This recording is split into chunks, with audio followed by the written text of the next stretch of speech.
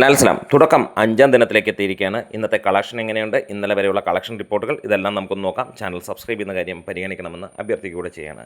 ആദ്യ ദിനം world wide ആയിട്ട് സിനിമയ്ക്ക് നേടിയ കളക്ഷൻ നോക്കാം. 7 കോടിക്ക് മുകളിലാണെന്നാണ്. രണ്ടാം ദിനം 8 കോടി 50 ലക്ഷം രൂപയോളം എന്നുള്ളതാണ് റിപ്പോർട്ടുകൾ വരുന്നത്. മൂന്നാം ദിനം 7 കോടി 50 ലക്ഷം രൂപയ്ക്ക് മുകളിലാണ് നേടിയത്. അങ്ങനെ 4-ാം ദിനത്തിലേക്ക് കടക്കുമ്പോൾ 3 കോടി 50 ലക്ഷം രൂപയ്ക്ക് മുകളിലേക്ക് എത്തി. 26.5 കോടിയോളമാണ് സിനിമ 4 ദിനങ്ങൾ കൊണ്ട് നേടിയതായി പുറത്ത് വരുന്ന റിപ്പോർട്ടുകൾ.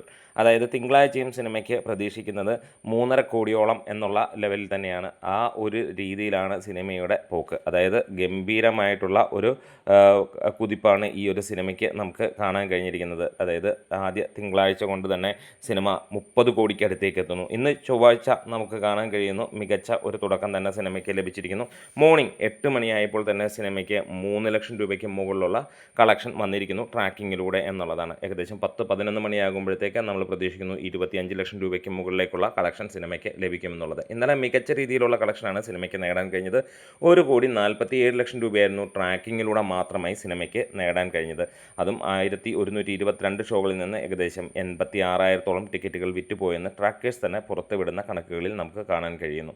എന്തായാലും മികച്ച ഒരു തുടക്കം തന്നെയാണ് വിസ്മയയ്ക്ക് ലഭിച്ചിരിക്കുന്നത്. വിസ്മയിപ്പിക്കുന്ന രീതിയിലുള്ള ഒരു ചിത്രമായി മാറുന്നു. കണ്ടിറങ്ങുന്നവർക്ക്, സാധാരണക്കാർക്ക് എല്ലാവർക്കും തന്നെ തൃപ്തികരമാകുന്നു ഈ ഒരു ചിത്രം എന്നുള്ളത് തന്നെയാണ്.